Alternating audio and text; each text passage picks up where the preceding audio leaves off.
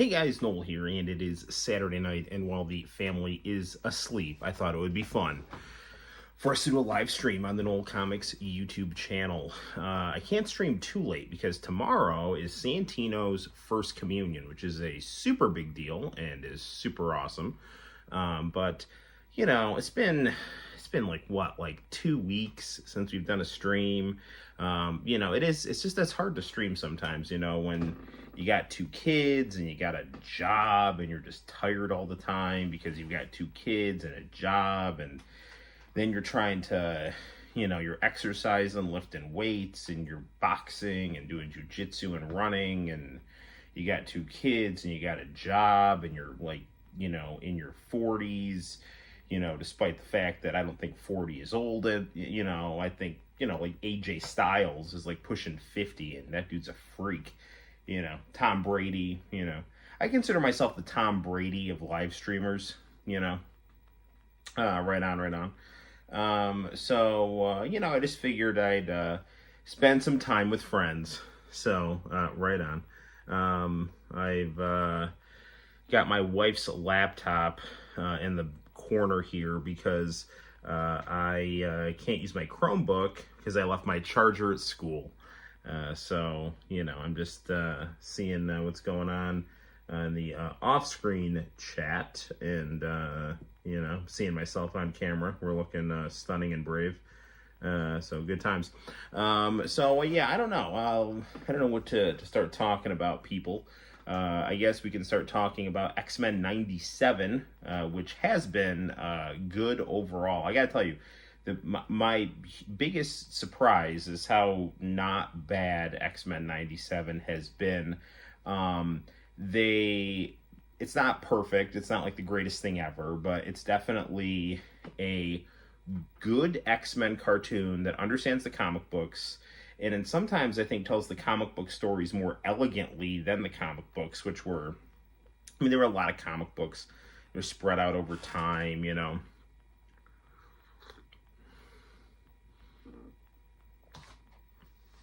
And this series has done a surprisingly good job of, you know, taking, you know, complex stories that happened over, you know, multiple issues and multiple years, and, you know, making them, you know, make sense in a, you know, 25-minute, 30-minute episode.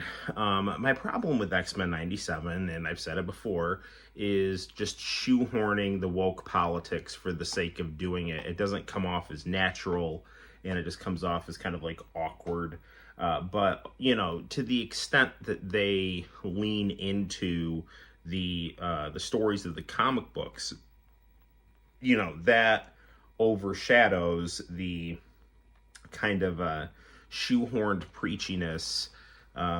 You know, that it actually kind of reminds me, you know, in academia, when you are required to talk about race, class, and gender in your historical monographs. You know, when I was in grad school, it was kind of like that was like the prerequisite. If you were writing or critiquing someone's work, it's like, well, did they address race, class, and gender? You know, and if they didn't do that, they were considered to be deficient. So it's possible that there is some kind of a, you know, protocol, you know, that's requiring X-Men 97 as a series to address these things. But, you know, the last episode I thought was really good. They decide they're going into the Bone Claws stuff, and how they were able to, you know, make sense of Magneto, kind of do like the kind of Magneto as, you know, a member of the X-Men to back to being a villain arc. They were able to do the 80s to the early 90s in about 13 episodes. Is pretty impressive. I was not really a fan of the episode before that with the Bastion stuff, because I just felt like it was just this kind of pathetic, thinly veiled, like, opining against the, you know, white masses who vote for Donald Trump or something like that. You know, like, the enemy is just a bunch of, you know, big scared bigots, you know. And I mean, I understand that, you know, X-Men is, you know, has, you know, often touched on the idea of mutants as an oppressed minority and the concept of prejudice. But I don't know. I feel like the timing of it is pretty obvious in terms of what they're trying to do. So, I mean, I could be wrong though, but I think it's, pretty clear that there's a lot of anxiety about this, idea of the conservative mob, and they're here to, ruin the lives of the oppressed enlightened or something like that, which is stupid and inaccurate. Because, that mob considers itself, I think more often than not, kind of the alienated salt of the earth. And I mean, there prejudice, within, conservative movements, sure, but the amount of conservative people that I know versus the amount of liberal people that I know, conservative people have tended to be a lot more tolerant of opposing viewpoints, in terms of my experiences. So it's kind of the opposite of the stereotype that conservatives are just a bunch of hillbilly, banal, the banality and evil of the they versus, the Ubermensch who is unfairly, thrown into the margins. And, it's a lot of, Nietzschean, bourgeois, left-wing nonsense. The left in the United States doesn't even mean anything anymore because it's got nothing to do with the working class. It's just got to do with identity politics, and anxiety of people who have a certain standard of living that often provides them with stability. And then everyone needs a project. So then that you go from, now that you've got food on the table, you kind of turn inwardly to your, personal alienations. And that was what the Frankfurt School, who, I think had a lot of some really interesting things to say, but it was kind of like, well, we as Marxists lost out on this idea that, industrial Western societies would implode materially. So we can't really be materialists anymore. We have to go to like psychoanalysis and try to find alienation there, since people aren't that alienated in terms of their material lives. I kind of got off on a sidetrack there that has nothing to do with X-Men 97, except it does have to do, it does a little bit, because it's got to do with the, some of the, whatever counts as the American left as, woke, is kind of informed by those ideas. Traditionally the left, as it was traditionally understood in the kind of the Marxist sense or the Marxian sense, was that, you had an alienated industrial working class that was responsible for the way society functioned, but was totally alienated from its place in society and was treated as, basically slave labor, and was, not getting just compensation for their work and having to live in crappy conditions. And, ultimately the system with which they were, making function was going to implode under its own contradictions. And the workers, while fighting for their own interests within that system, would bring about a better system through, rational, radical, movement, that was a combination of historical forces and political activism. That, there was a whole spectrum of Marxism, and socialism that ranged from that process playing out through political reforms to violent revolution. And I mean, anyone who wants a violent revolution for the sake of a violent revolution is stupid, because, what you put out is what you will receive. And that's not cowardice. That's just elementary morality. Like, the biggest problem with the left is that there is a total lack of elementary morality.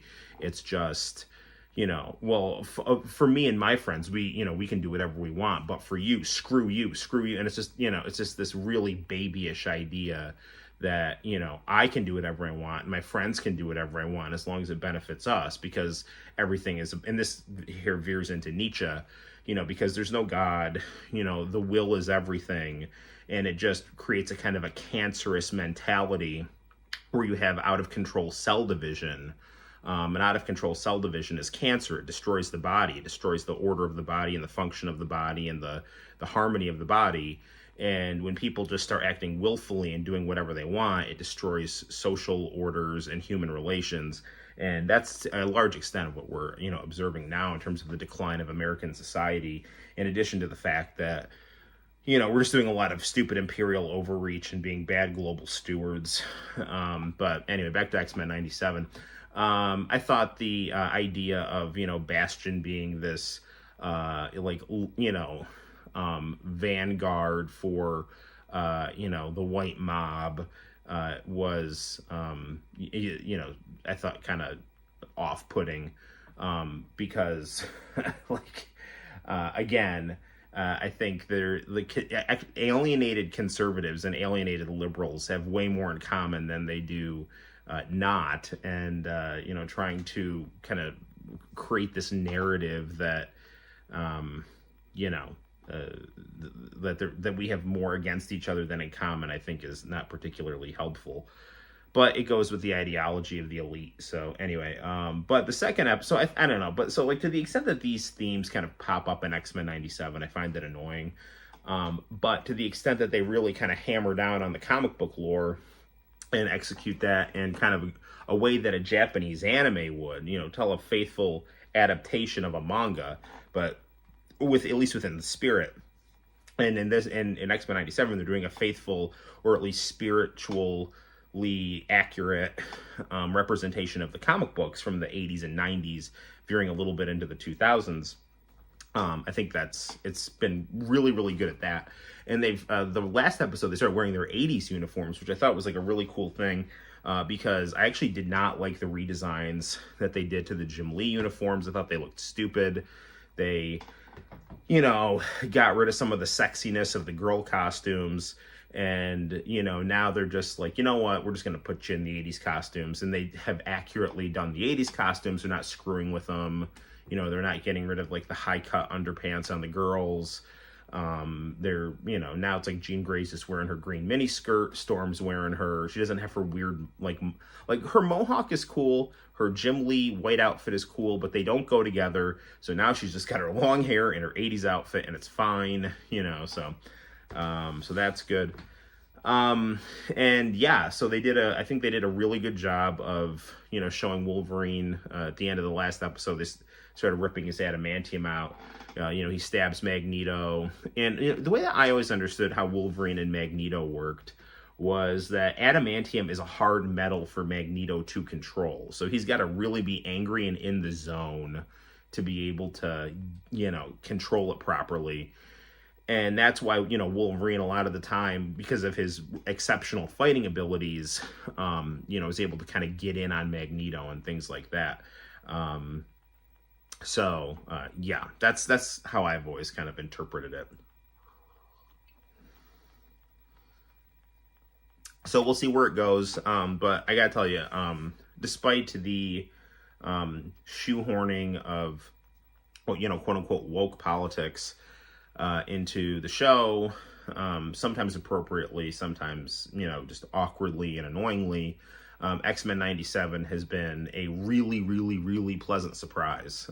So I watch it every week, and you know, just keep it going, keep improving, you know. So right on. In terms of other nerd drama, I guess Kotaku, which, you know, is just, I mean, I don't read Kotaku. Anything I see from Kotaku, I just think looks kind of dumb. I mean, I don't like critics in general. I think critics are parasites. I mean, when I do video game reviews, I just try to do, like, honest analysis. Like, I'm not trying to arbitrate a standard. I'm just trying to share with you what I think. And if you like that and find that of value, nice. And if you disagree with it, nice. And I just hope you find it interesting and informative and entertaining. I don't care Like, I don't get to arbitrate the value of something. And I think a lot of critics think that, you know. So a lot of things that I really enjoy are considered low rated, like Bloodsport, the greatest movie ever made. Like, that got like a Razzie instead of an Oscar. But like, what the hell got the Oscar? That year? What, Moonstruck? Like, screw that shit, you know. Like, yeah, you know, like, I mean, a lot of the stuff that gets lauded is just pretentious bourgeois bullshit. It's just like stuff that yuppies can kind of get off on, and is I think just lacks the kind of the spirit of the age, or the pulse of the people, or just it is just either boring, pretentious, or just generally unpleasant often. So so it's the same thing with movies, and it can be the same thing with video games, and it can be the same thing with comic books, So, there's been plenty of video games that I thought were awesome that people were like, oh, this is terrible. I mean, and like one great example was like, now people like the Sega Saturn, but, not like in the early 2000s, like the Sega Saturn was considered to be not good, by a lot of people. It was considered a failure. It was niche, it couldn't do 3D graphics, according to them. And it was just, like a lot of like angry video game nerd bullshit, like, I mean, I understand like angry video game nerd is like satire, but people take it seriously, like that, like in like the kind of like the marginal truths within his, routine, people like take seriously as a standard. And like, that's one of the great things about YouTube is like people like, Classic Game Room, once people started seeing people like that, just honest people saying, yeah, this game is cool, I like it. And it didn't matter what a magazine said, it didn't matter what a critic said, because the critic's opinion isn't better than yours. It's not worth any more than yours. They shit just like you, like there's nothing special about them, So anyway, Kotaku, so like video game magazines and things like that, I think have tried to become kind of radical chic. And again, what radical counts as in this country has nothing to do with, the traditional idea of the left as a movement seeking justice for the working class. It's now just, college identity politics, radical chic, people playing radical, people getting meaning in their life from being activists and victims. And projecting that onto their opinions of video games and thinking that their ideology gives their analysis value in terms of how they look at video games. So anyway, Kotaku is this like very woke, whiny, the male gaze is horrible. Women have to have jaws that look like mine. If it's like Stellar Blade was like, that was like, I remember like hearing a lot of people complain like that was a problem because it invited the male gaze. There wasn't any agency. Like if it's like the female will to power, it's good. But if it's like something a man enjoys, it's inherently bad, because if a man enjoys it, it must be patriarchy, So apparently, like Smash JT or like, I mean, he's also kind of a critic who I've seen his videos and I'm like, I don't care what you think. But he's, tends to be, I think, a little more down to earth. But a lot of these like people who, kind of got in like the 2010s on YouTube as like video game people, I think they realized that their bread was buttered in terms of monetization with gossip bullshit. So, like a lot of these these traditional like gaming channels, kind of did what Kotaku did in reverse. Instead of being woke, they were kind of like the anti-Kotaku. And so now it's just, you have these like hilarious train wrecks that you can just watch as these like kind of two factions feud with each other. And I mean, normally I think the more conservative side of the, video game YouTubers versus the, woke official media is better, because they are kind of just their own people. They're not part of they're not a cog in a machine, they're not part of a cog in a corporation. You know, so it's their channel. They can say and do what they want. It's them. It's an expression of themselves, you know, although they're, you know, trying to create a persona for for monetization. That's one thing about my channel is like, I'm not monetized and I just want to be honest and like, I don't care, you know. I mean, that's why my videos probably get like, you know, a lot of the time, like I'll upload them and it's like, wow, 4 views. Nice, you know. And then, you know, maybe like months later, it'll gain a little traction, but it's like, I'm just, you know, scraping and hustling and just expressing myself and, you know, and it's not working with the algorithm, but, you know, screw it. Who gives a shit? You know, it's not the point. Like when YouTube started, I was around when YouTube started and YouTube was about people expressing themselves through the camera. Like that's why it's called YouTube, you know. It's not called like some kind of like twilight state between, you know, corporate media and, you know, cheap production, you know, like some kind of like weird twilight state between corporate media, reality television, and cheap labor through, you know, the masses, like, which is what YouTube has kind of become. But like what it started out as was like kind of like my channel, I think, has had a decent amount of continuity with like the original YouTube style. So anyway, like this, you know, this Alyssa Mercante, editor of Kotaku, she just like grandstands and like brags about how she used to be a cam girl and things like that. And it's like, whatever, you know, I mean, she's like kind of cute, I guess, but she's also like fucking crazy. And I say that as someone who has a minor in women's history and have seen people like her, who are just like off to the races and out of touch with reality and just fueled by ideology. And it seems like she likes attention on top of that, so, which is a negative female stereotype, so that's also not great. I mean, guys like attention too, but, you know, it's definitely a character of some women who they like attention. They want people talking about them. It's a narcissistic. Guys want to be alpha males. Girls want to be empaths. And the opposite of an empath is a narcissist. And the opposite of an alpha male is a beta male. So if you're an alpha male, if you're a beta male and you're talking, sorry, let me restart this. If you're talking about being an alpha male all the time, you're a beta male. And if you're talking about being an empath all the time, you're a narcissist, okay? And that's how those things are gendered.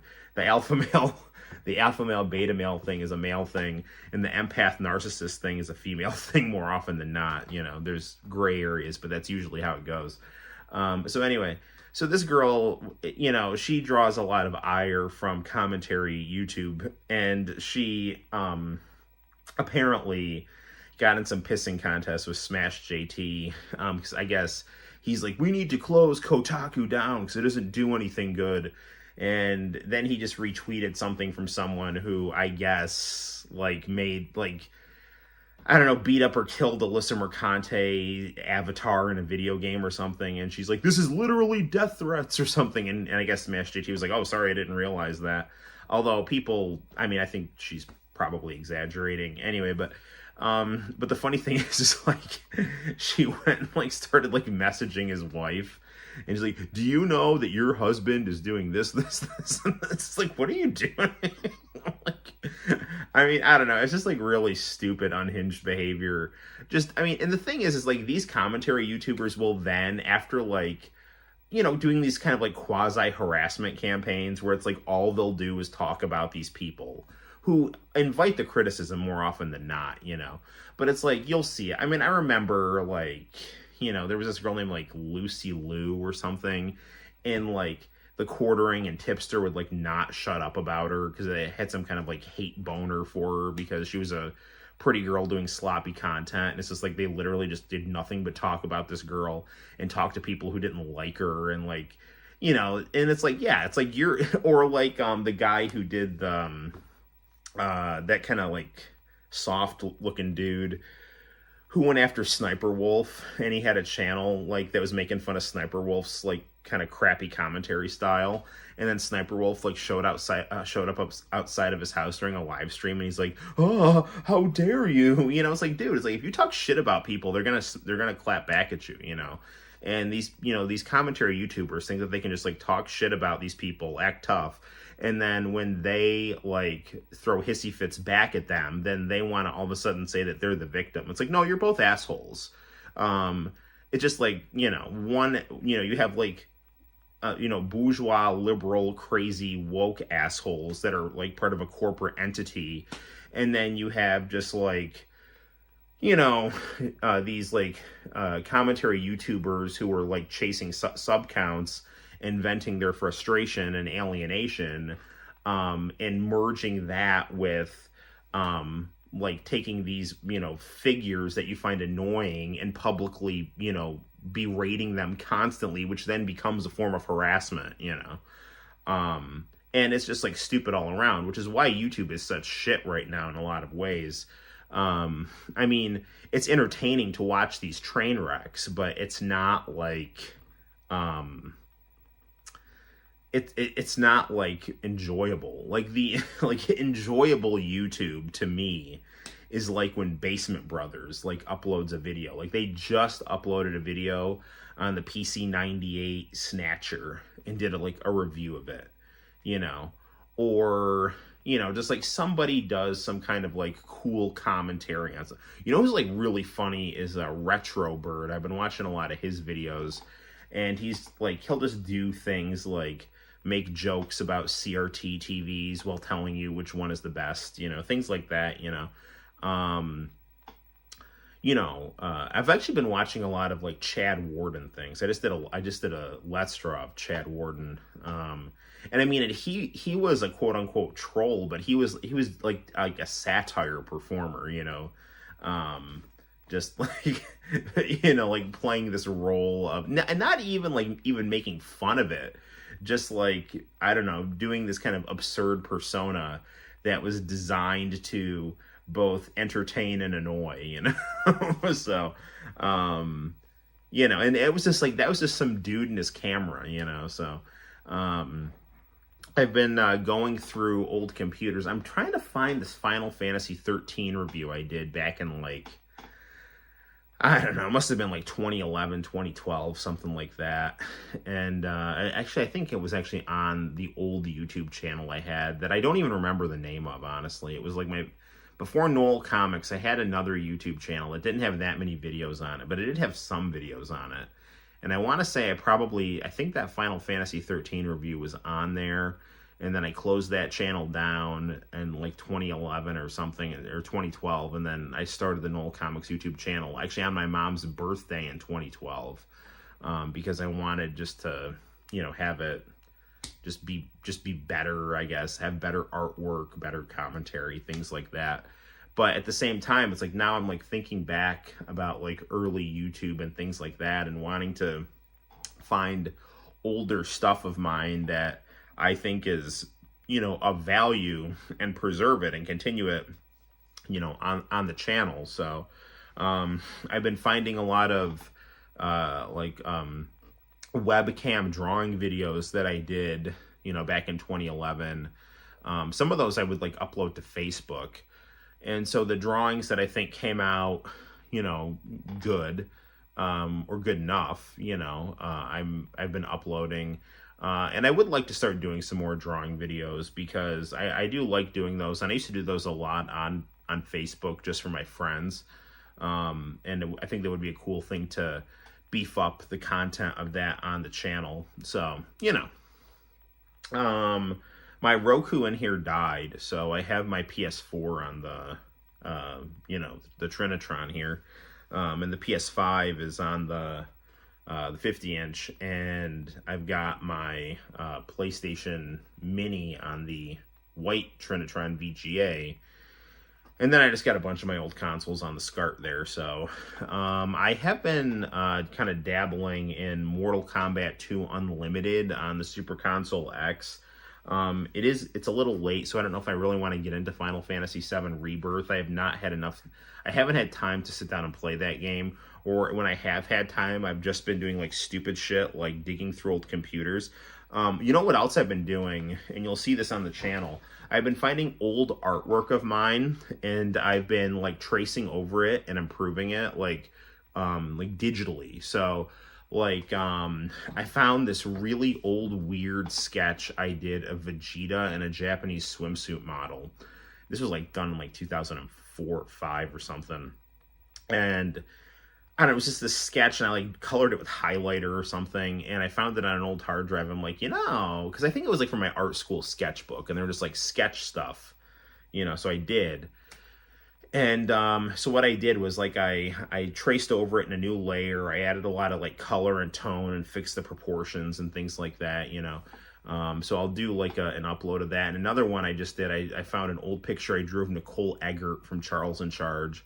And I, traced over that, recolored it, did anatomical corrections and things like that. So yeah, I don't know. I've just been trying to, add some polish on the old stuff and, kind of find, like, because it's weird, because like I'll go through and see my old stuff and I'm like, yeah, that's like, it's like there's like energy and there's like raw talent buried under this like fluorescent ill-proportioned nonsense that like could enrage people.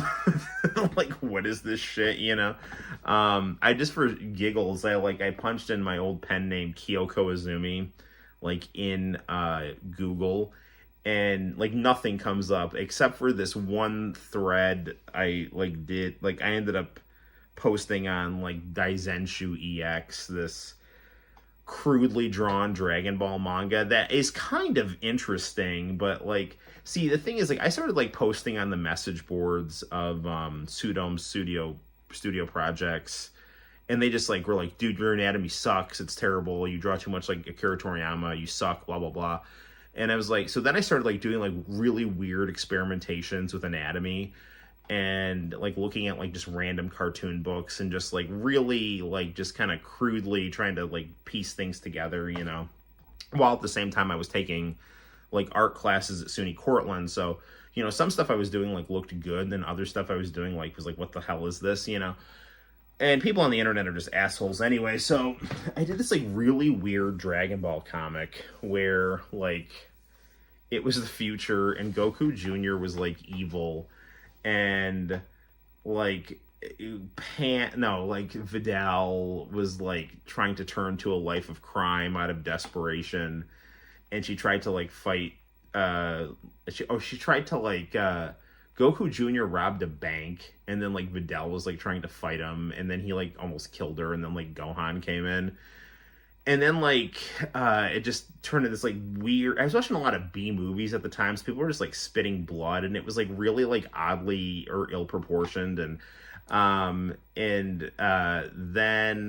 like, Naruto and Luffy came in, and I was just, like, just doing, like, whatever the hell I wanted, and then, like, Segata Sanshiro came in, and it was just this, like, weird, kind of surreal, like fight, and Goku Jr. was just like this evil bastard that was from the future, and just these various heroes came in and killed him basically.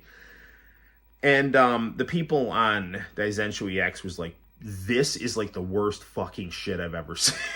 It's like, what is this? Is this guy 5? Like, and I don't know. I was just looking at it, and I was like, this guy's clearly trolling. I'm like, I didn't even know what a troll was at the time, but I don't know. It's like I was very immature, but in just kind of feeling my way through things. I didn't have a father or an older brother. I was raised by a very overprotective single mother. So once I got out of high school and was just kind of left to my own devices, I kind of I spiraled into becoming a very awkward academic, but I was still me. So but now I'm me but better. So anyway, so there's that. I don't know. There's nothing really to talk much about pro wrestling. I've just completely started ignoring professional wrestling pages that have been popping up on my social media, because I'm pretty sure like there's just a lot of WWE troll bots that just shit all over AEW stuff, and just Jim Cornette idiots, and I just like, dude, just I don't care, man. It's just like you like stuff like, again, it's like it's good to be aware of opposing opinions, but if you're just wallowing in contrarian bullshit, like, just ignore it, man. Like, you got to understand that, like, your leisure should not become unpleasant. So if my leisure time is, like, to look at these things on my phone and it becomes unpleasant, then that's got to stop. Like, leisure should not ensnare you. It should serve you, you know, so. So anywho, I've rambled on for about 35 minutes about various things. We have the PS4 on here. Why don't we see what we can play on it?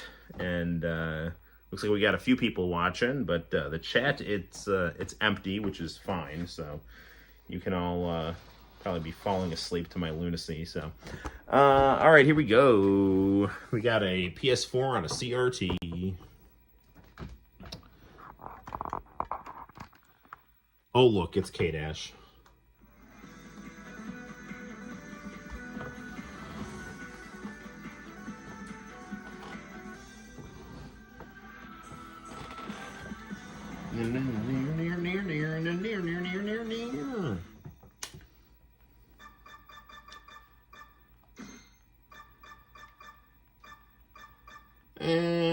Let's do easy.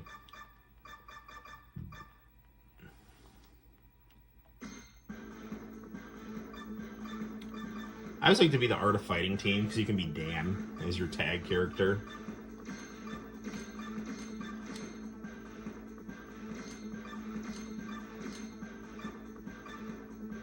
Oh, what?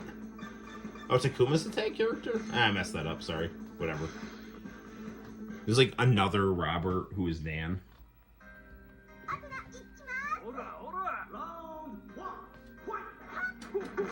This is interesting. I haven't really played the PS4 on this TV, so it's like HDMI going to 480i component. There are not enough converters like that. They used to have them on Amazon, and then they disappeared, and then I finally got one when they brought it back. I have like a review, and like it's one of my more popular videos on YouTube is like talking about it.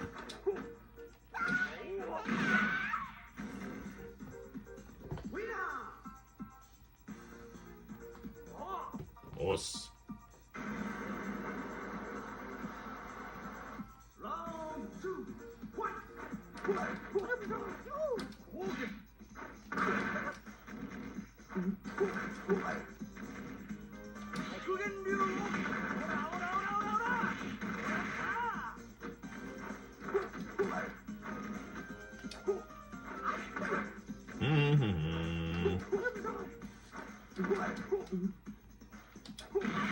There we go. Take that, society.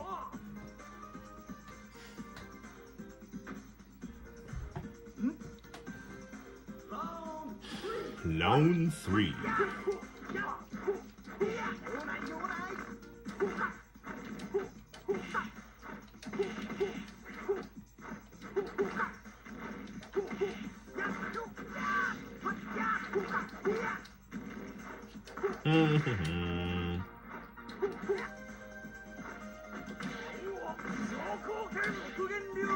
There we go.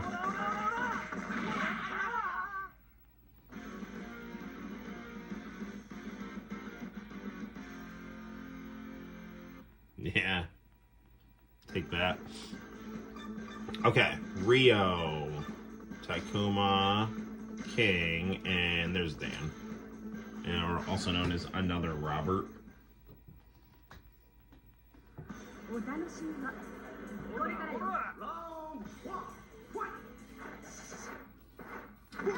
It's up boxing today. It's nice. I did boxing and rolling today.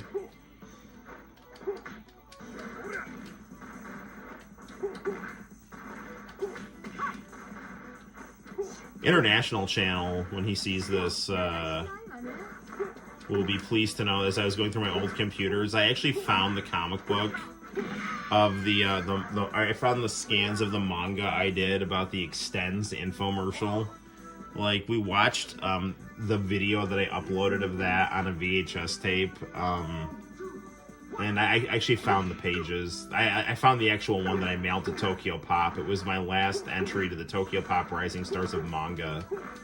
And I think it is pretty amusing. I was reading through it today, and it's a manga I'd actually like to redraw properly.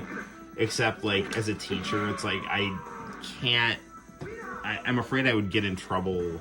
Well, I guess it wouldn't really matter, but like making a manga about an infomercial about like, you know, male enhancement pills or whatever from the early 2000s, you know. I mean, I fall asleep to infomercials from the early 2000s because, I mean, that's what I used to do in the early 2000s, you know, because I'm not watching them on YouTube.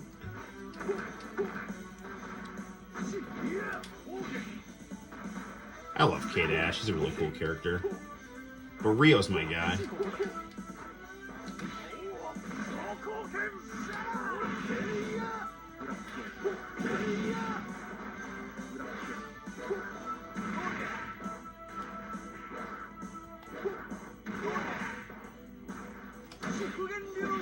That'll do it.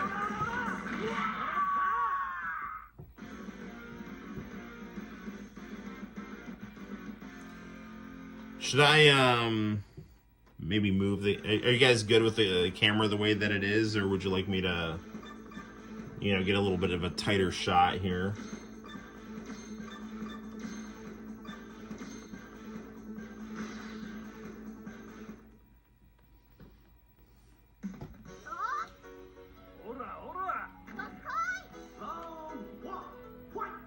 You know, I've always been a fan of, like, filming CRTs, and now it's funny, like, I'll see, like, live streamers where, like, they'll simulate filming a CRT, you know? We keep it real here on the Noel ComiX YouTube channel. I love that they gave just, like, a Japanese schoolgirl, like, a sumo wrestling style. You know? Oh, nice counter there.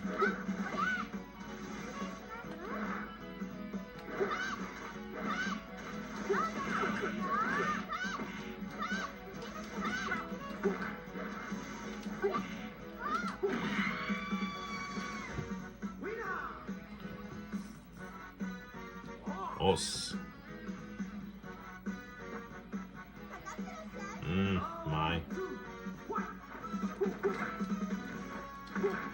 Mine looks like she's got some Italian in her.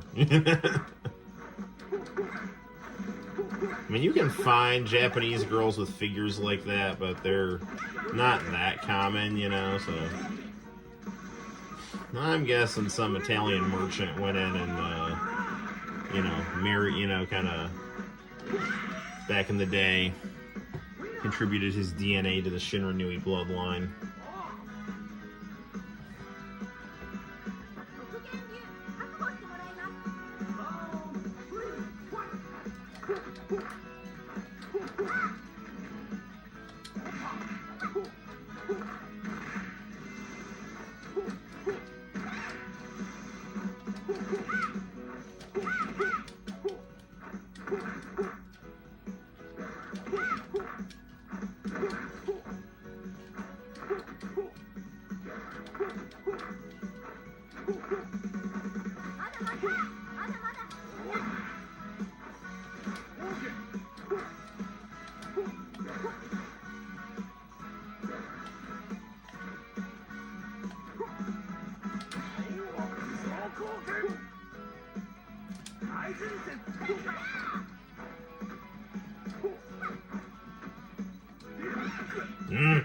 I think she got me.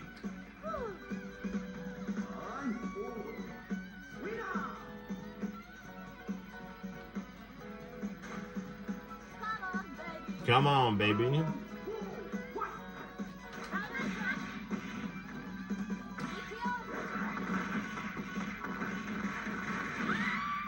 I love the Art of Fighting OVA. That's a really underrated OVA.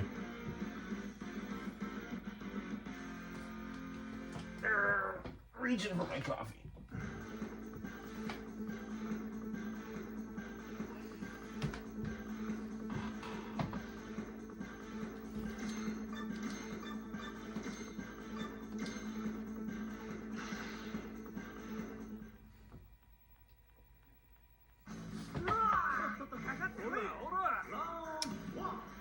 Oh, slow live stream tonight. That's okay though. I guess that's what happens when you don't stream for a couple weeks.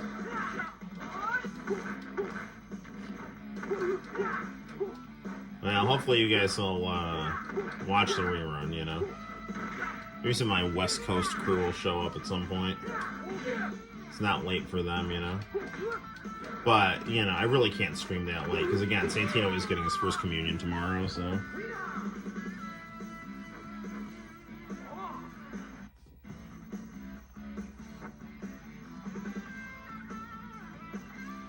I mean, there always is the possibility that YouTube is just shadow banning me, you know?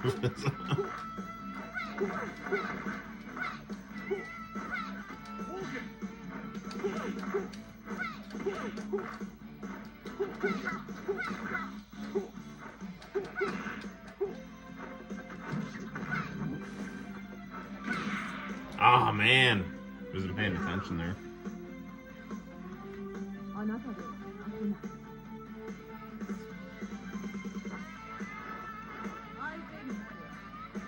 The team looks nice on this TV.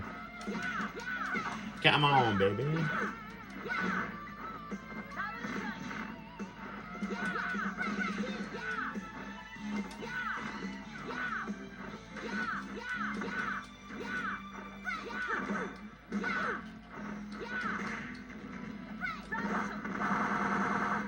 Like that.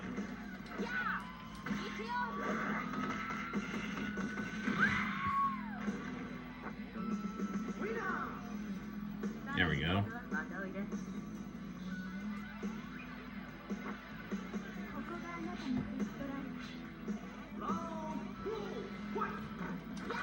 Do-do-do.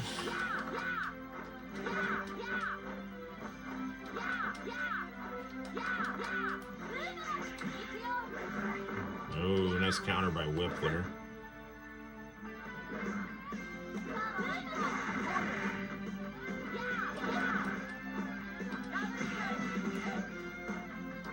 Good music on this game, too.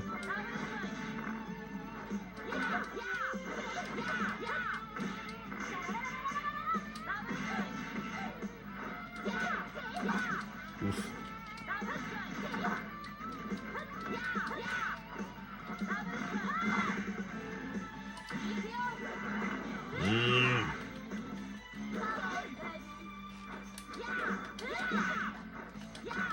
Should stay away from her. I got it. Right. I went diving in there, even though I had the lead on my HP.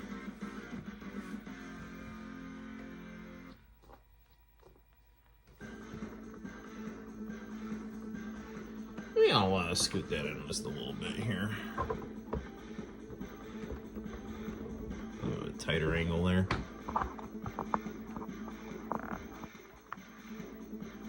There you go.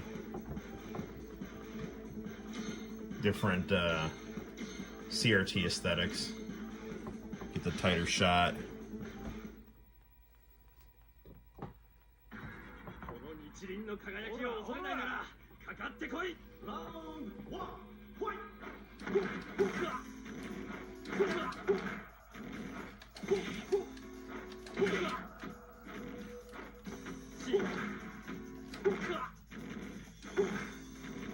There you go.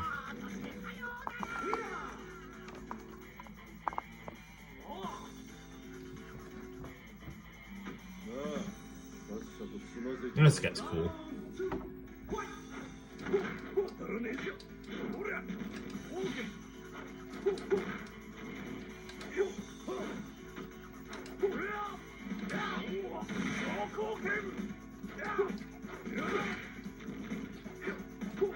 It was like so weird. It's like Seth and Vanessa were like on the, like, all over the video game packaging on KOF 99, and they like weren't in the game. At least they can, not in the PlayStation one. Oof.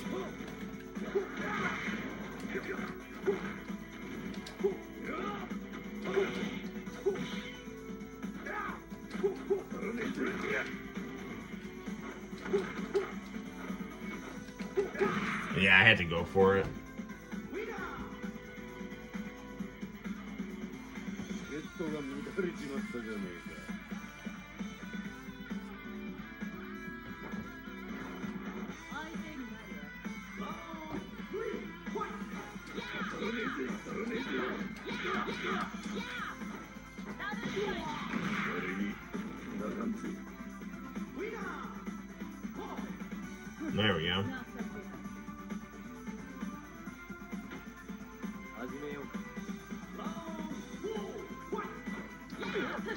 Pornolef, Benny Maru. Very similar characters. Except Benny Maru's Japanese and not French.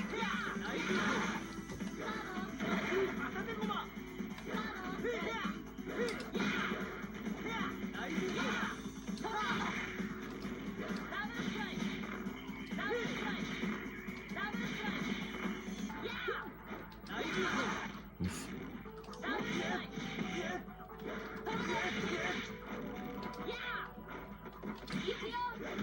I got him. Not quite.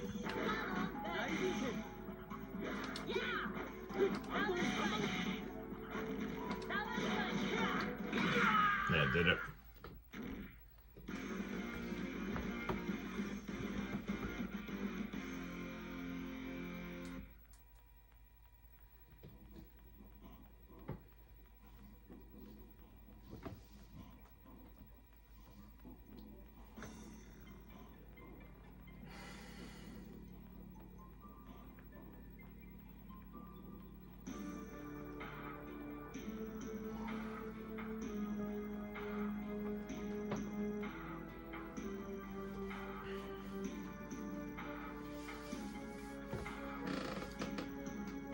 Oh, good old King of Fighters.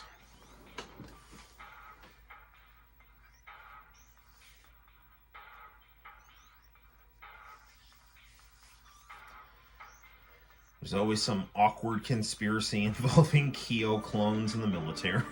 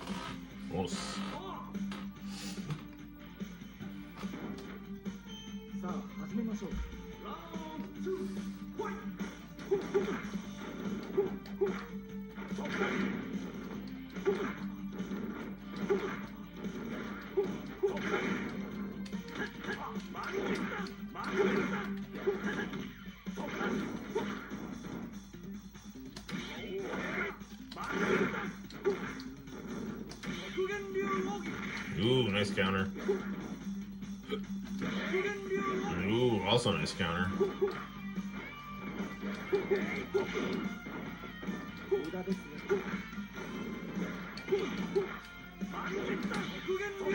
Ah, darn it.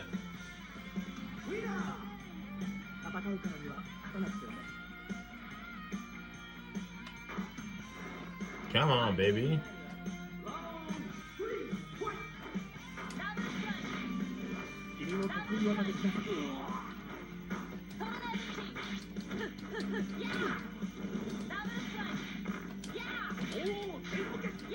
Nice.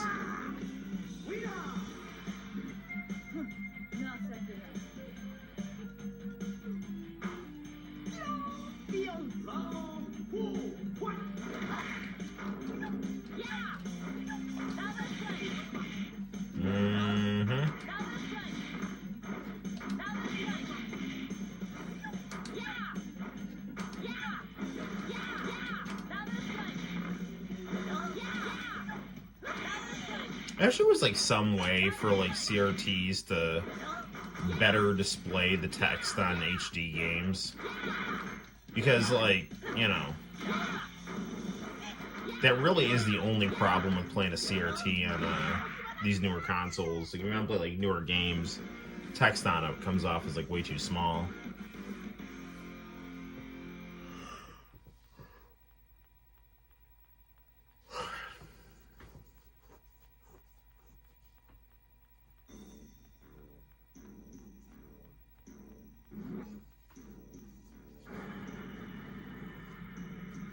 You know, it's funny, when you play this game on the PS5, it doesn't really work that well. It's got this like weird glitchiness. I've noticed that most PS4 games play just fine on the PS5 though.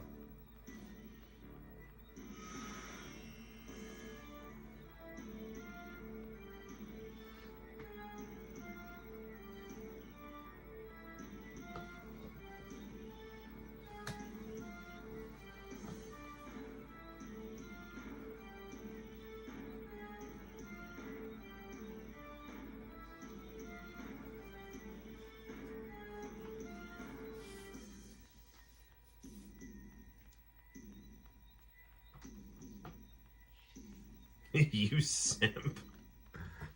I don't understand what like SNK's issue was calling people simp.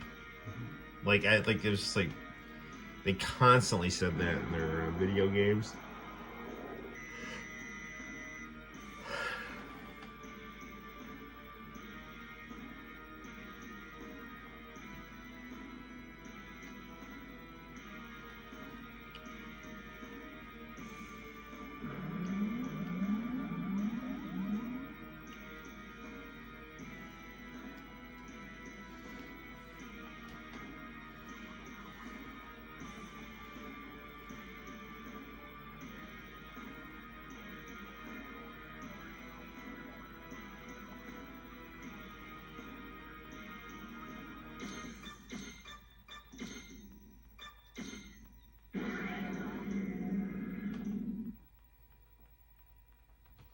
Here we go.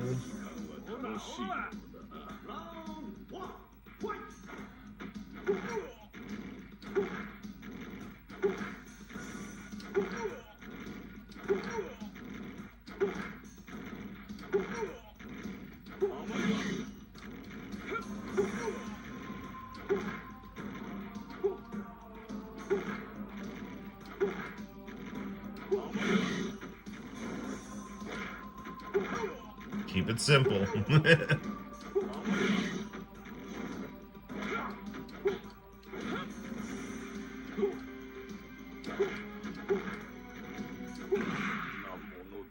Did that do it?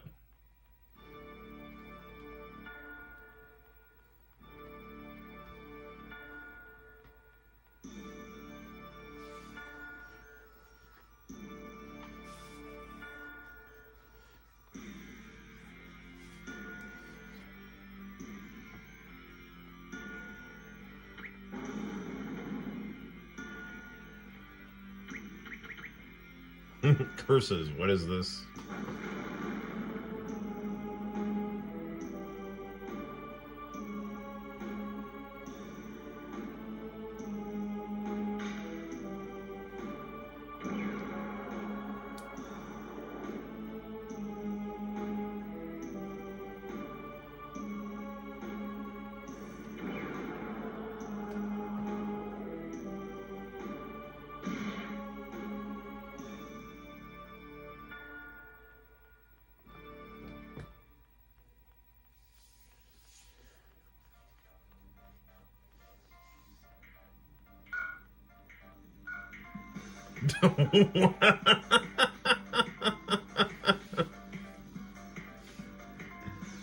I always love those cliffhanger Art of Fighting endings.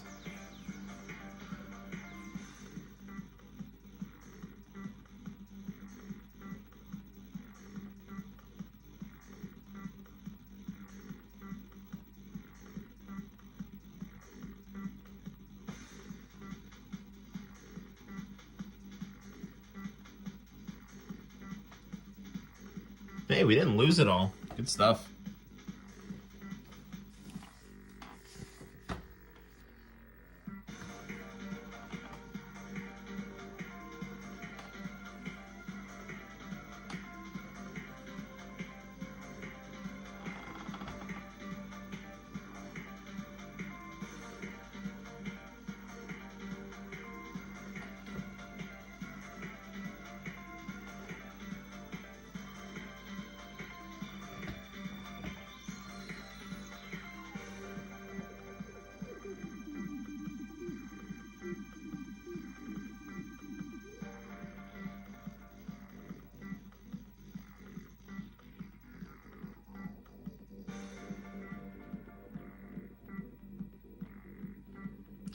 like these ending credits. Very stylish.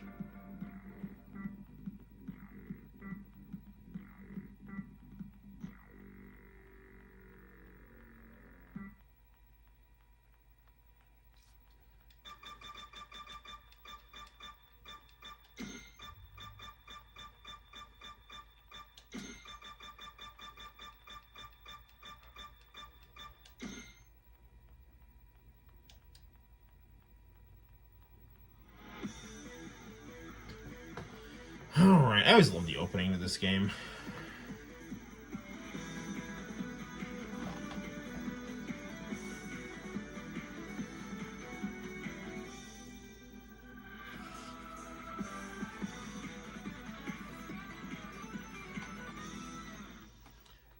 Alright, good times. What do we want to play next here? Should we play some Mortal Kombat? Yeah, I probably should.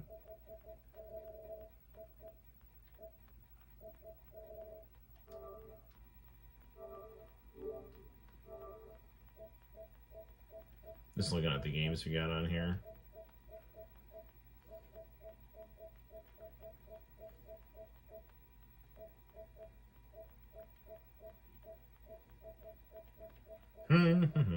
Yeah, let's play some Mortal Kombat. Take a break from our good friend at the PS4.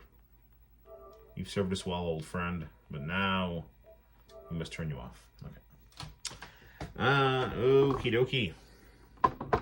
Hello to my one viewer. All right, I think we'll probably play some Mortal Kombat 2 Ultimate, and we'll probably wrap up. Because again, I can't. I'm telling you, like I can't do like 2 a.m. and it's we're creeping close to 1. So. Alright, we're going to go to our good friend, the Commodore 64, and now we're looking at the floor, but now we're not. So, there's that. Right. Ooh. Doo-doo-doo.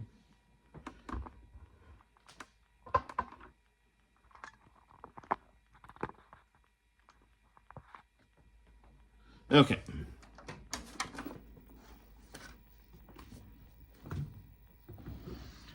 Alright, let's scoot our chat over like so. And we'll grab our controller.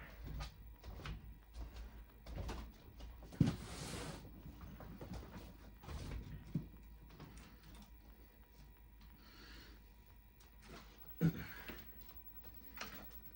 been wanting to do a review of Art of Fighting on the PlayStation. PS1. And also I've been thinking about doing a review of Art of Fighting. Not Art of Fighting. Did I say Art of Fighting or Dead or Alive? It's so late, I can't even tell what the hell I'm doing anymore. Street Fighter, the arcade game, the movie, the arcade game, and also this Mortal Kombat 2 Ultimate here. So we want to go to the Mega Drive. Dude, the games on this TV look freaking awesome. This is going HDMI to S-Video on this.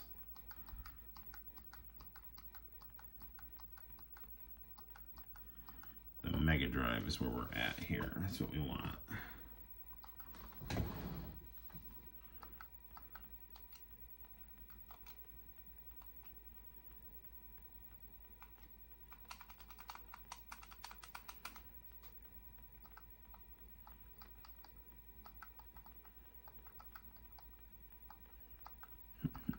Mega Answer. I have no idea what that is. Come on, where are we here? Mortal Kombat. Mortal Kombat 2 Unlimited. That is what we want.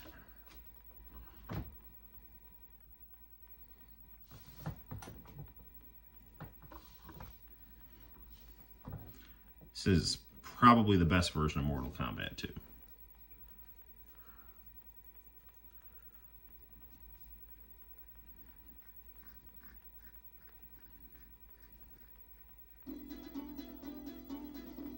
Don't want to wake wake up the family, though.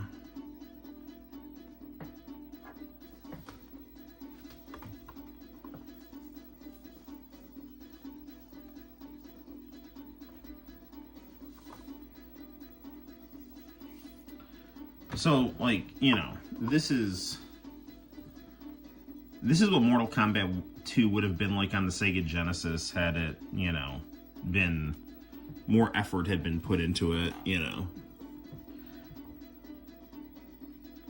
I feel like Mortal Kombat 1 on the Sega Genesis was such an absurd success that, like, they just kind of phoned in the port for 2. I want to just slightly adjust that here.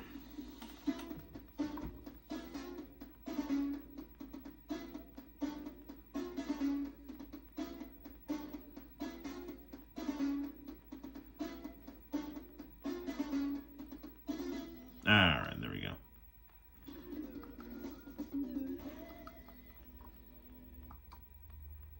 Let's go with very easy. And I want lots of credits. Give me 30. And we're at 6 button. And here we go. So we got like the hidden characters here.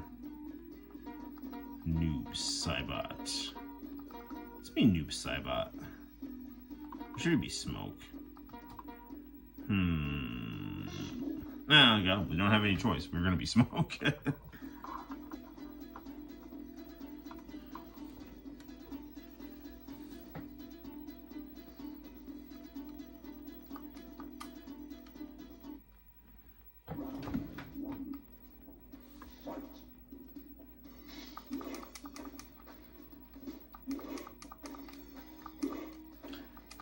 The character sprites on this version were bigger than the Super Nintendo version, and the resolution was higher. But the colors were better on the Super Nintendo version, and the Super Nintendo version was able to maintain like a lot of the like arcade attract mode and things like that.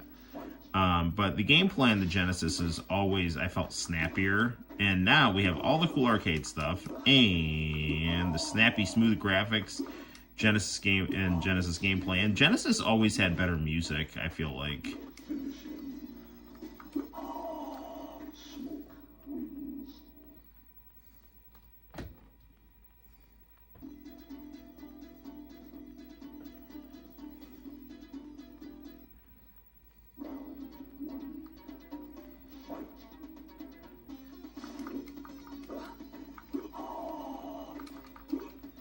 I really don't know how to play with Smoke here.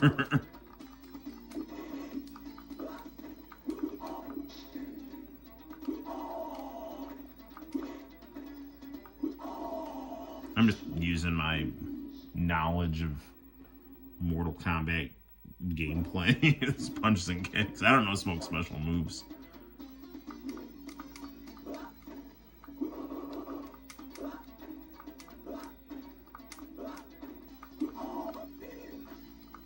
I feel the best out of the box version of this game from this generation was the 32X one.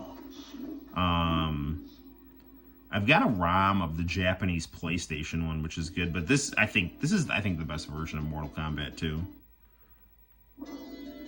Mainly because it's got the cool Mortal Kombat 1 levels in it, because you do go back to some like of the Earth levels and like for the hidden bosses here, so it's cool that they included the Genesis levels too. Plus, I love the aesthetic of the Genesis levels and also the music. So now you get the really cool Mortal Kombat 2 sprites and the Genesis levels.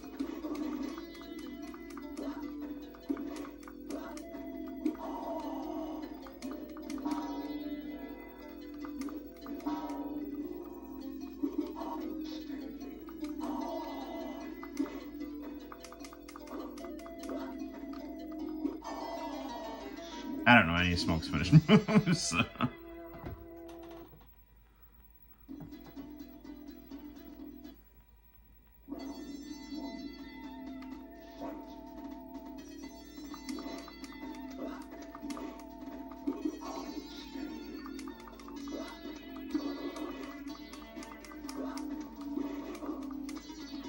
It's interesting. They got Raiden's teleport happening so quickly, it's hard to catch him with the uppercut.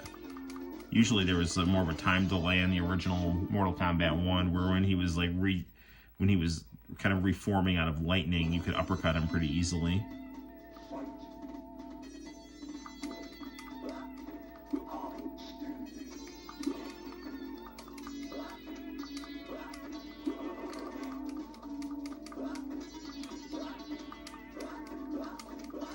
There we go.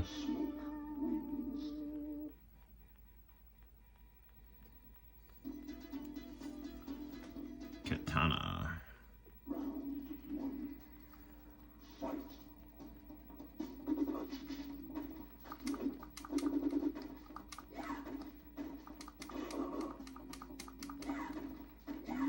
Now we're getting tricky.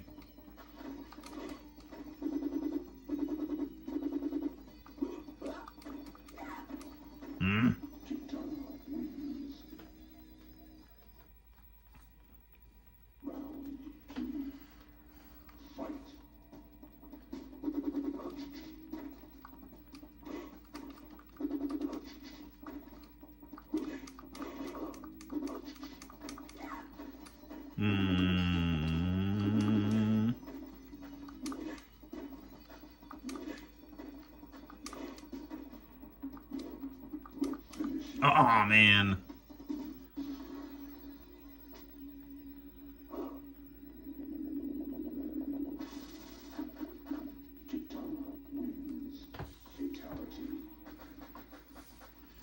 Won't somebody please think of the children? I'm gonna be Sub-Zero here, by which I mean Noob Saibot.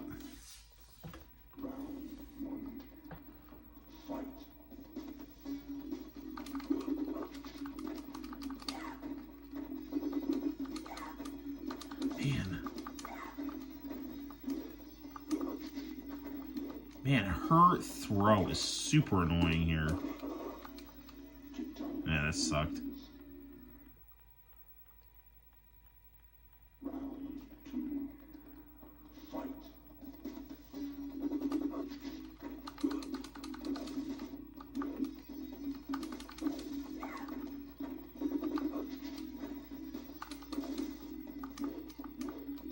So the 6-button control pad they have on this here is kind of weird because X is block, and I'm used to that being a shoulder button or a start button. Not that I'm making excuses. Hey Arrow, how you doing, brother?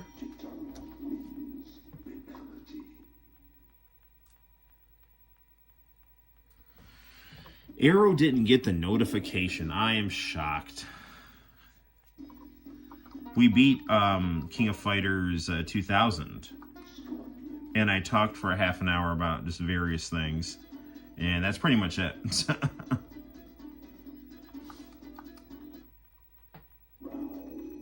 Ooh, my favorite level.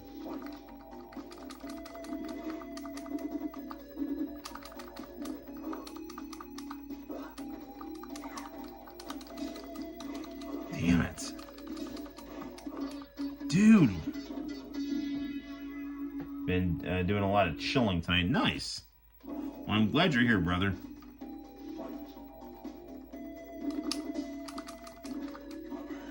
There we go.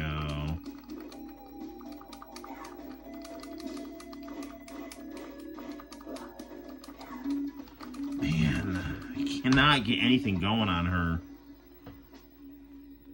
Talked for about an hour and a half about various things, so business as usual, I see. Yeah, that's about right. Well, I mean, so, you know, I talked about, like, X-Men 97 and, you know, what the American left has become and just Kotaku YouTuber drama nonsense.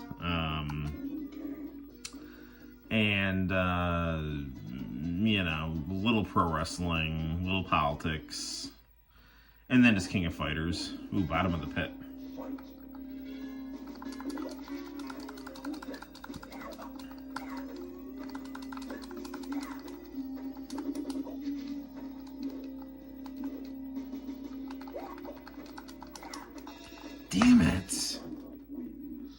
That throw is like brutal.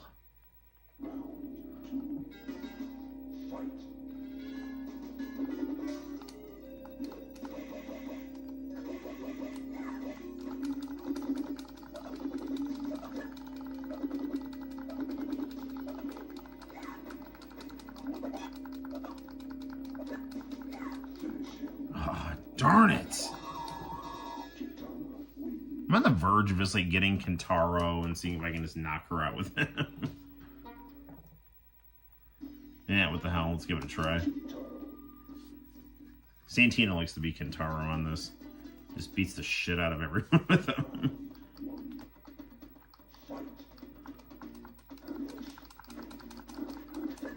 There we go. How do you like that, huh? Oh no. Oh yeah, there we go. I don't know anything about Kotaku and politics and games anymore. Yeah, it's just bullshit. Kotaku is just like, it's just like identity politics, radical chic, and these like commentary YouTubers just get into like pissing contests with them, and you know, then they just, you know, yeah, I don't know. I mean, like, you can check out the start of the live stream, you know, if you want to hear my thoughts on things. Makes well extend that into anime and other stuff too. Yeah. No, yeah, it's true. Like, you know, like there's a nerd culture, you know, kind of contingent that is informed by identity politics, and you know, anything that is like, you know, fan service or the male gaze or anything like that is a symptom of patriarchy and must be destroyed. The thing is, this like Alyssa Mercante, editor at Kotaku, like she was like contacting this one YouTuber's wife, like trying to like just stir shit up between them, and it was like, what are you doing?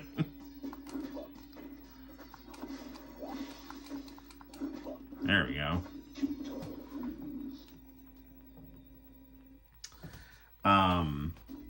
Yeah, I mean, I was also saying how in the start, just how like how far YouTube has fallen, and how you know, I liked it when it was like YouTube, you know, like people and their camera, you know, like just talking about what they liked, you know.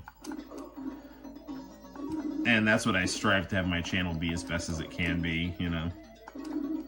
Because, I mean, I was around when YouTube came, so, like, my idea of YouTube is, you know, how it was when I was in college. Yeah, for sure. I have no idea why people think it's wrong to make attractive female characters, other than the fact that, you know, men are evil.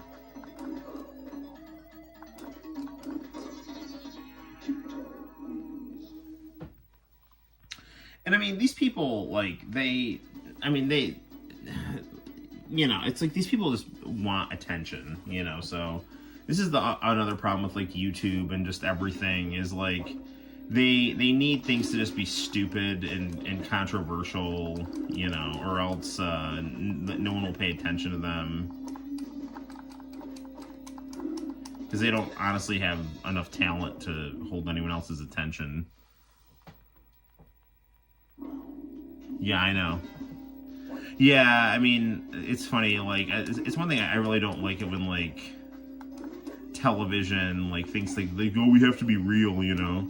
And it's like, you're not real, you're television. Like, if I wanted to see, like, people being willful and dysfunctional, I'd go to, like, South Main Street at, like, 2 o'clock in the morning and, like, watch the meth heads, like, yell at each other, like, you know. It's like, I work in a public school. I see dysfunctional bullshit, like, all the time. I don't need to see it on my television. You know, stop, like, trying to poison society.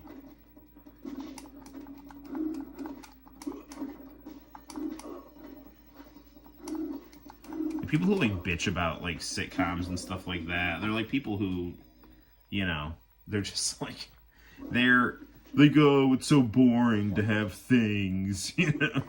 I need to get my feet dirty and pretend I'm, you know, just, like, I don't know, like, just get off on, you know, watching the riffraff, like, hurt each other. And by the way, those are the people that, like, were cheering on Black Lives Matter as, like, you know, like black people were burning their own communities down. Like that was great for, you know, liberals. Like that was like the best thing ever, you know. But maybe more, it's more about the whole moral high ground than it's actually about wanting games that are good. It's not even moral high ground. I don't think these people believe in morals. I think they just believe in their own will.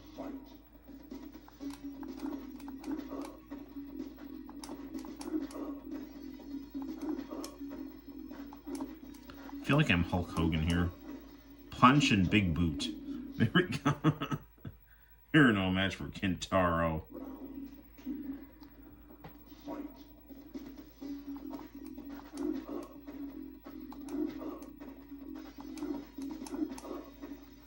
Yeah, how you like me now? I'm being cheap and I don't care. I like Scorpion. I always thought he was an interesting and tragic figure.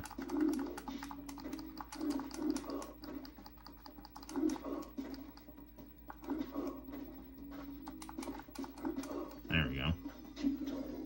Actually, yeah, their own perception of justice. Yeah, I agree with that.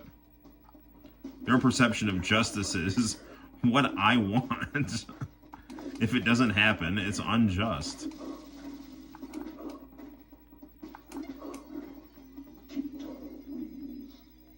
Poor Liz Malecki in the background.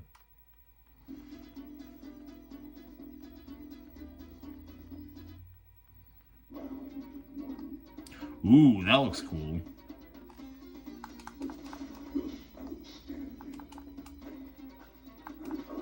I almost kind of want to lose so I can be someone else.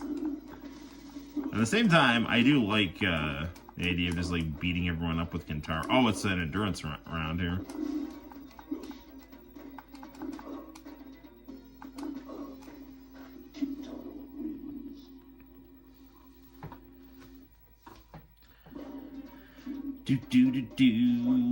Arrow been playing any good like stuff lately? Watching any good anime? Watching any good YouTube? Besides the Noel ComiX YouTube channel. I've been on something of a Chad Warden kick. I was talking about that when I was talking about like, you know, YouTube, like how it used to be.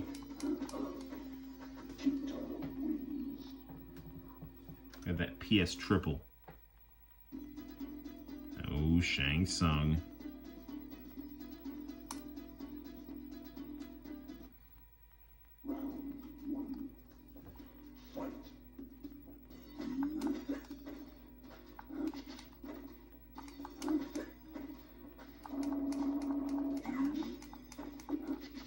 Oh, Shang Tsung, you know how much I hate Katana. Bad move. Katana is my weakness. Her ability to like just chuck you around.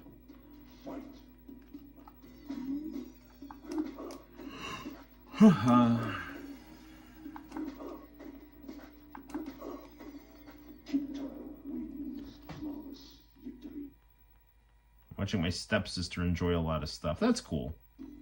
Not your stepsister, your regular sister. I don't know why I thought of stepsister.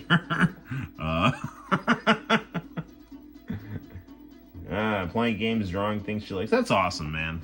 That's really cool. Uh-oh.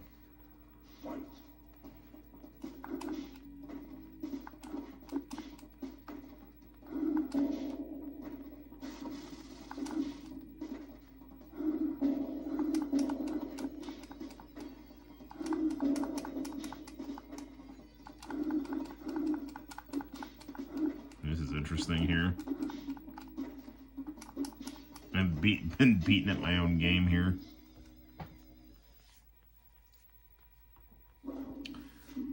So what kind of stuff has she been watching?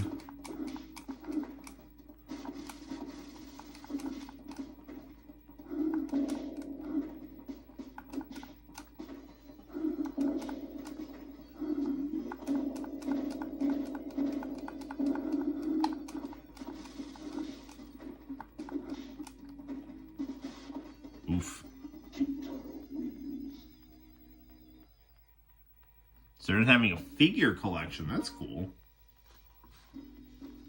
Let's go with Liu Kang.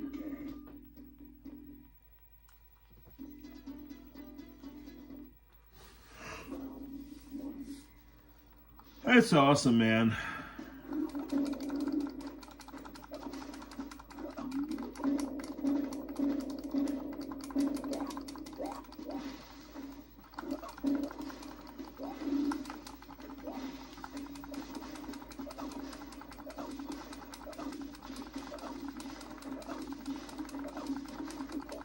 What? That is such bullshit. Toho Project, interesting. Do you ever watch Basement Brothers Arrow? They review a lot of PC 98 games and 88 games. They just did a review of Police Knots on the PC 98, and I found it quite good.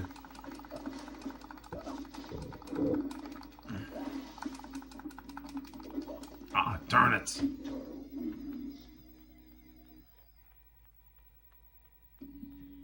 I have a noodle I have a noodle top. I have an anime girl ramen noodle topper. If that's that's pretty cool.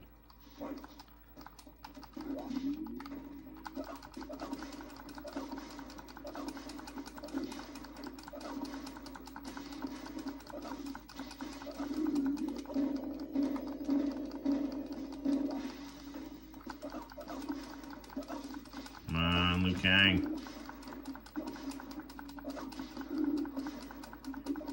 There we go.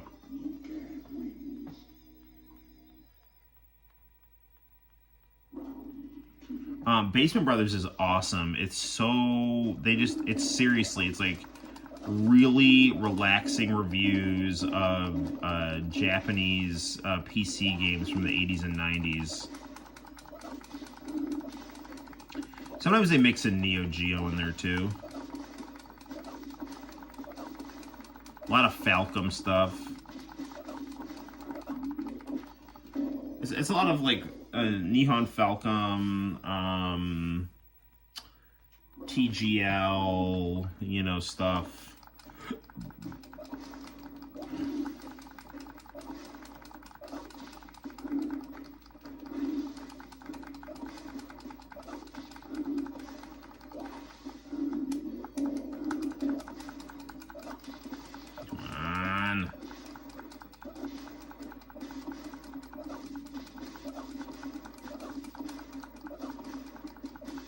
Yes. It's always satisfying when I beat Kentaro. Kentaro's such a bitch. You will die.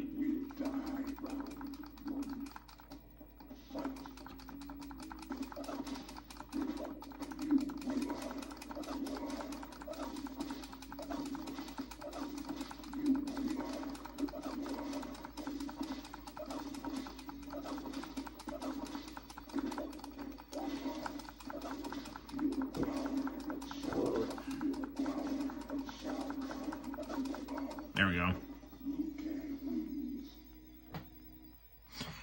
They have a really good review of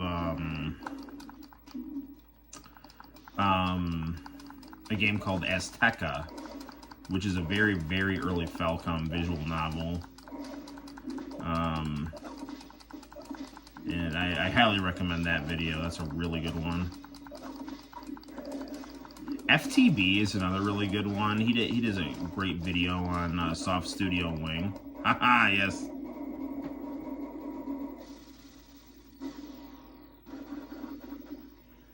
They have a great one on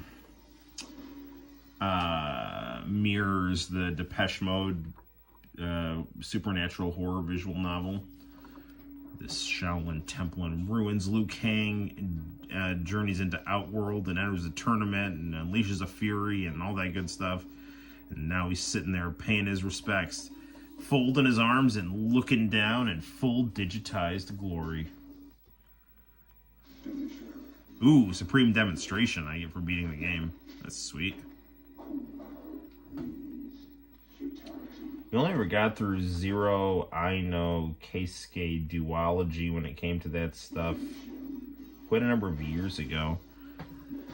Yeah, I sadly haven't really played a lot of Falcom games, but I really am a fan of their stuff. Like looking at, like, I'm a fan of like watching stuff about their stuff. I need to like just sit down and play their stuff. I do have one of the Trails games on the PlayStation 4.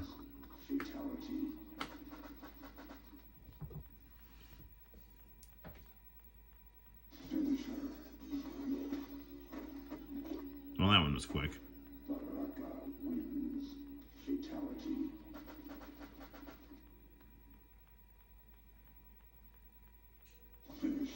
It's actually really cool that like when you beat the game, you get to like just watch everyone's finish move. That's pretty cool.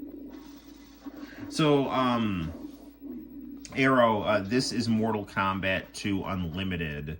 So it's a ROM hack that makes like the Sega Genesis 2 Mortal Kombat, which it played really well, but it was like underwhelming in some of the stuff that it lacked, you know. It didn't have the arcade attract mode, the gameplay was great, but I mean the colors and sound were it was like kind of lacking to the Super Nintendo version. But now it's like they added a bunch of the arcade sounds and the colors, like I don't really care. Like the Genesis game always had higher resolution and snappier gameplay, but the Super Nintendo version of Mortal Kombat 2, like if you're looking for like the vanilla versions, the Super Nintendo version was more complete and it played well also.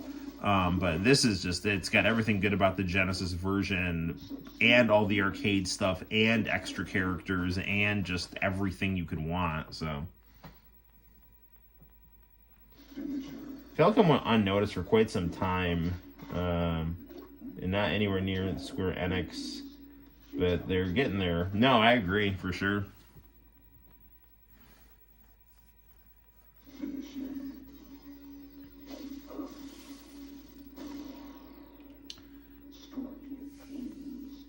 I wish they'd do a translation of Police Knots for the PC-88, because I've beaten the Saturn version and the PC-88. I love the Saturn version, but the PC-88 graphics on that game are very unique and beautiful.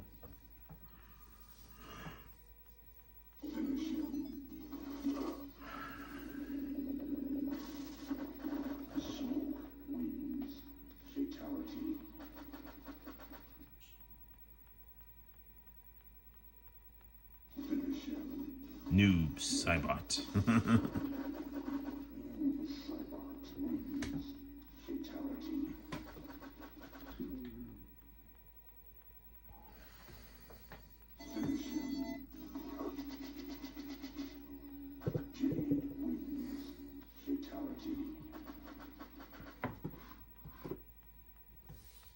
Yeah, definitely. Anime has become popular in the West, so now their aesthetic is not considered so risky to sell over here. Ah, there's the good old finish move.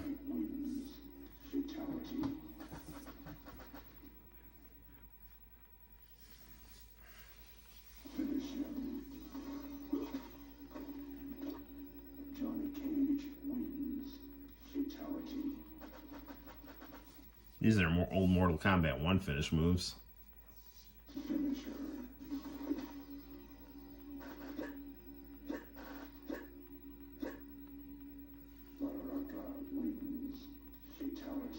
Oh, that really high-res parallax scrolling in the background.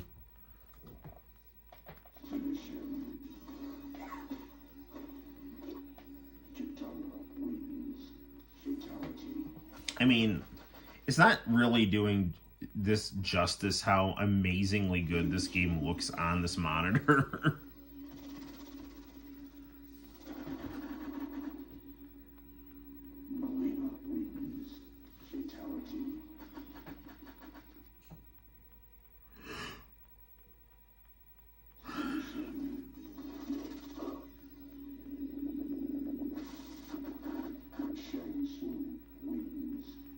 They had a lot of weird fatalities about people getting so fat they exploded.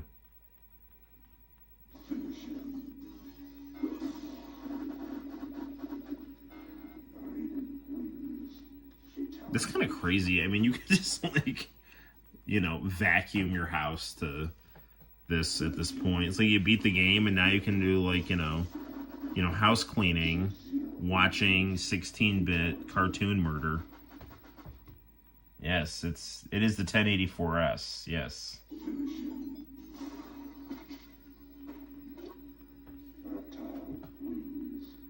Dude, I mean, and this is like, I mean, it's so sharp and clear.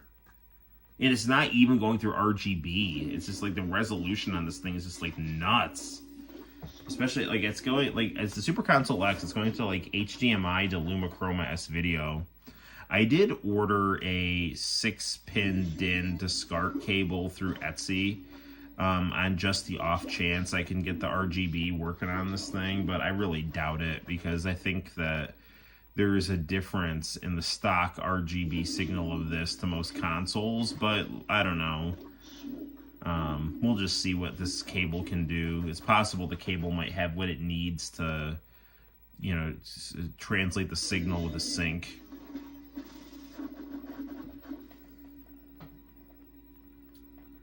Yeah, CRTs are the best. Oh, dude, you know who's great? You ever watch Retro Bird? That guy's really funny. And I was just watching a video of him talk about, like, CRTs and stuff. It's just, like, he's just some, like, dude around my age, just, who's really funny talking about,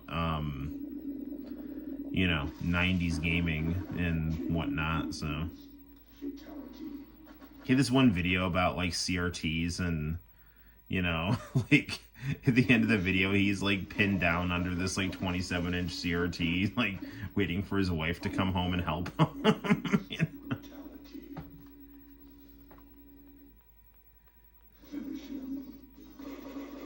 Oh, now we're going through all the brutalities here. All right, I don't know. Okay, let's just stop this here. Okay, okay, there we go. Let's just do the credits here. Good old Daniel Pacina.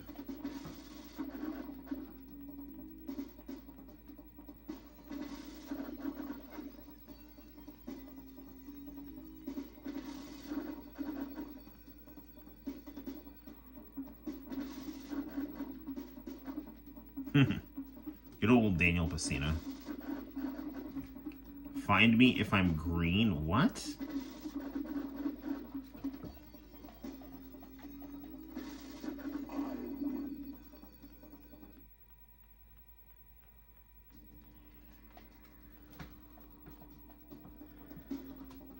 Right now, I just have stuff hooked up via VGA composite. I think this thing can be RGB modded. And I don't think I've seen that channel. Other one I'll have to check out. It is really funny, and it's good, too. You can, you know, you can, you can get a nice picture out of a VGA monitor. For sure.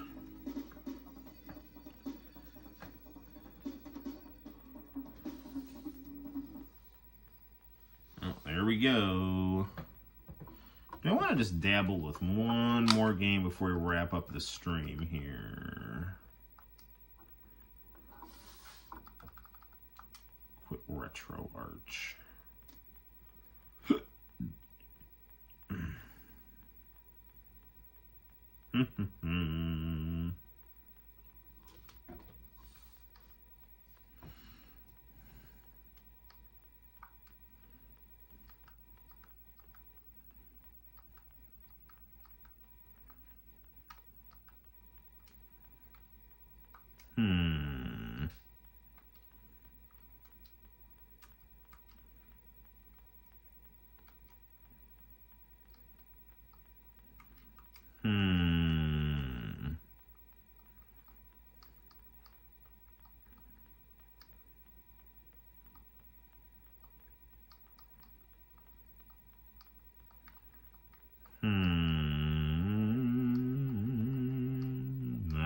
Last Blade, that's a good game. Oh, these KOFs. What do I do? I already played a KOF though. There's a PC90. I have no idea how to get this emulator to work though.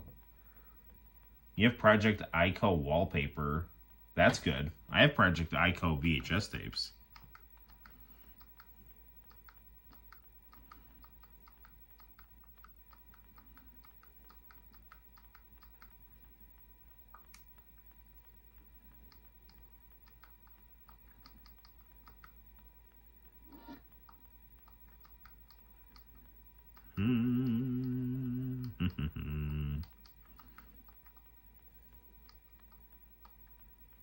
I've got games in here listed as favorites that I definitely did not put as my favorites.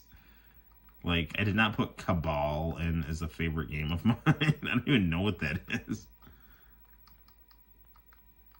DJ Boy. That game's hard. Duke Nukem, 60 West, Fatal Fury, Super Battle. That would be an interesting one, but I kind of want to play something familiar. This do kind of quickly. I wonder how well this one will play. I think this is the Atomic Wave Fist of the North Star game.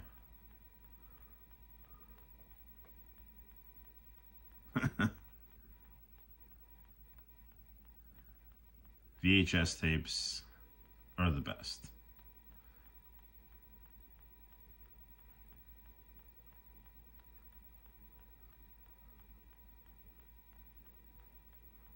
I'm probably going to go to a friend's house pretty soon and have him professionally clean one of my VCRs.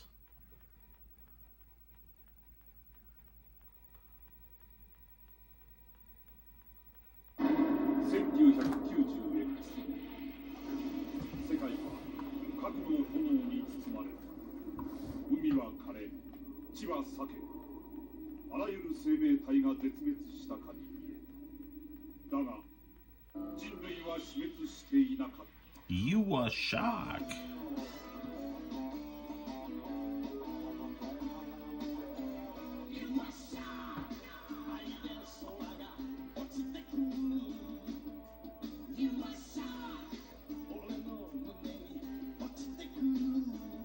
Yeah, this game also looks ridiculous on this monitor.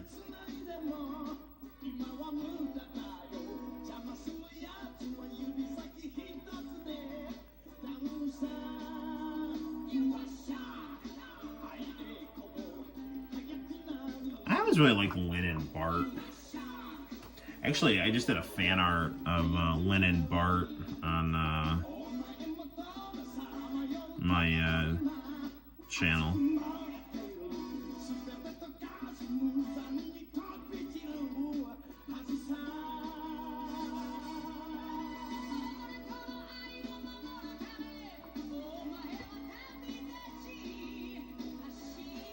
Still got a big box of blank tapes that I have yet to do anything with.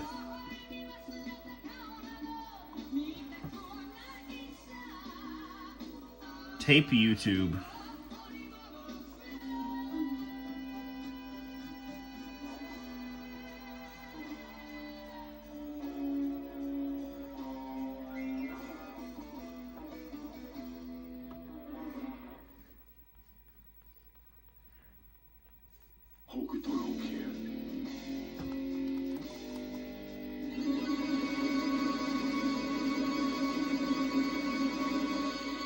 Budonsen.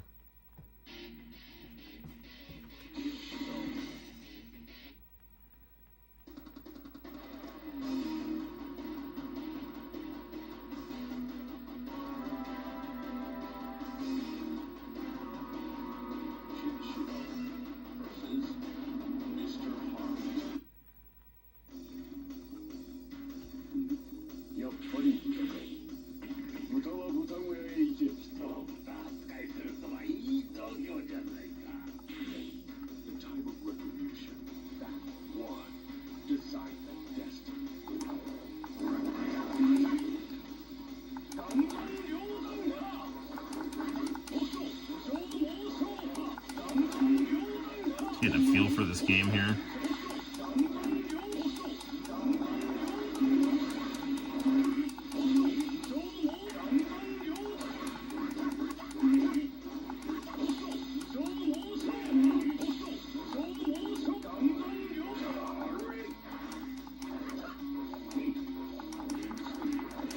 There we go.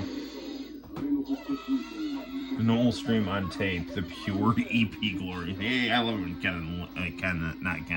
when Lynn and Bart run up to Ken. Ken.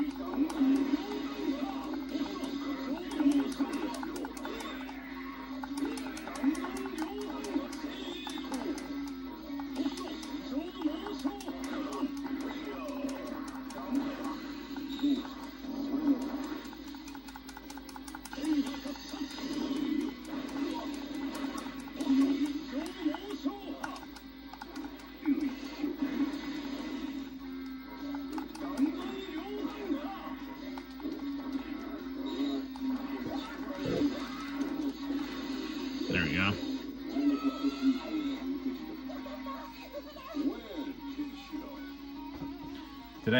I did have the idea of having a whole video mixtape kind of thing, but I don't know what to fill it up with. Just find your favorite YouTube videos that you're afraid will get lost to time, or that you just like to watch, tape them, and have fun.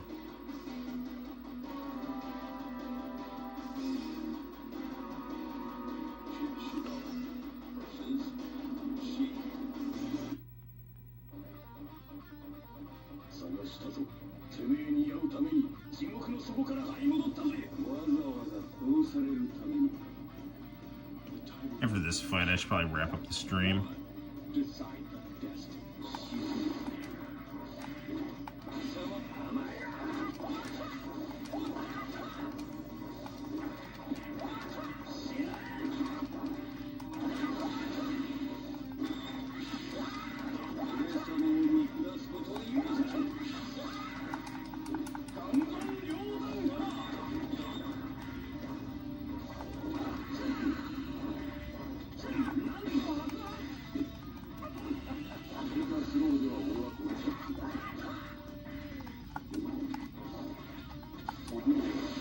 There we go.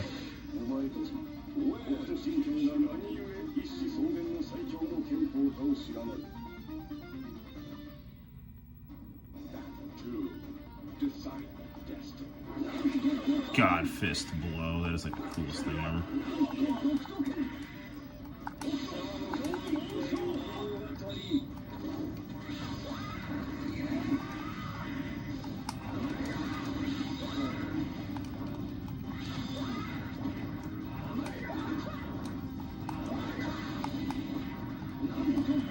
I don't actually know how to do the God fist blow though.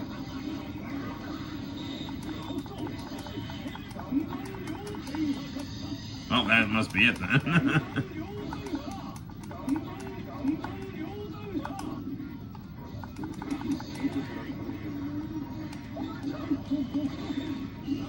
Uh-oh.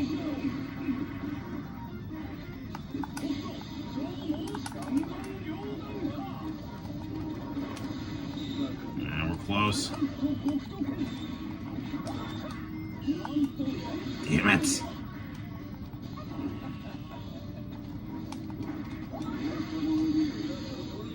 We love the same woman, but I still have to beat your ass for kidnapping my woman.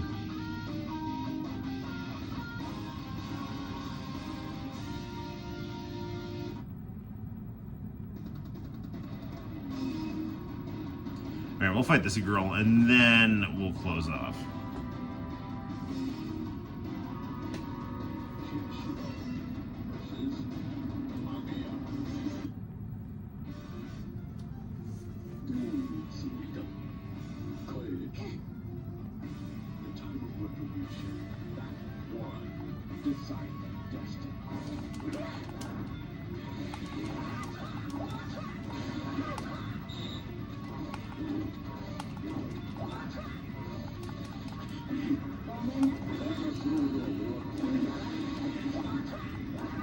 I love JoJo's Bizarre Adventure, and I contend that it was at its best when it was using the Hope to Know Ken vibe crossed with the, you know, music references and flamboyant fashion sense.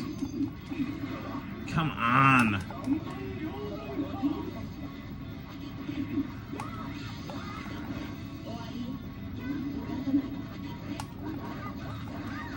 Should probably give it up his shin.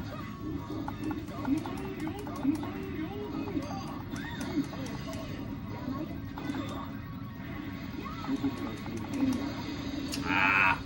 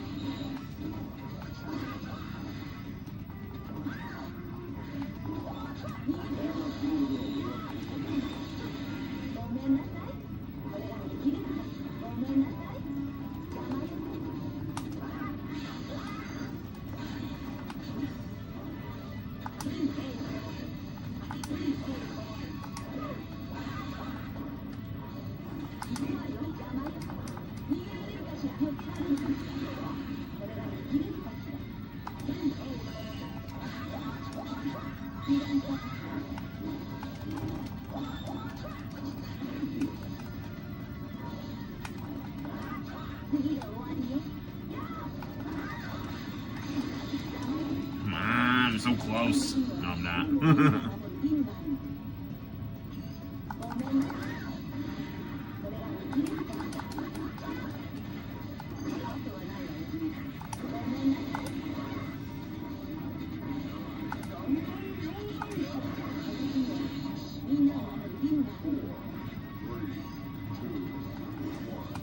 She got me.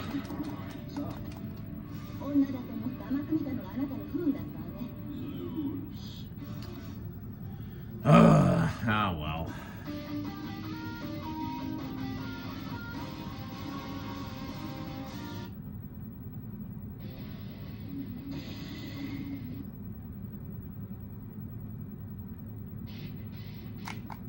Okay, well, this is going to have to do it for tonight because I gotta go to bed.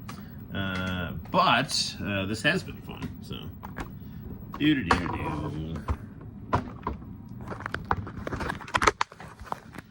Well, Arrow, thanks for stopping by. Looks like we, got a few more people watching the stream than when it started. So that's cool. So good times, good times.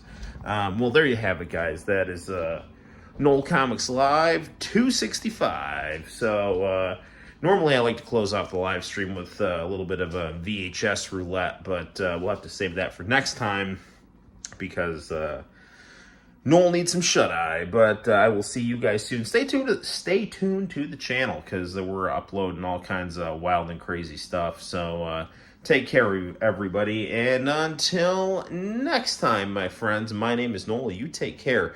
And I will see you in the very near future for more live streaming and Noel ComiX YouTube action.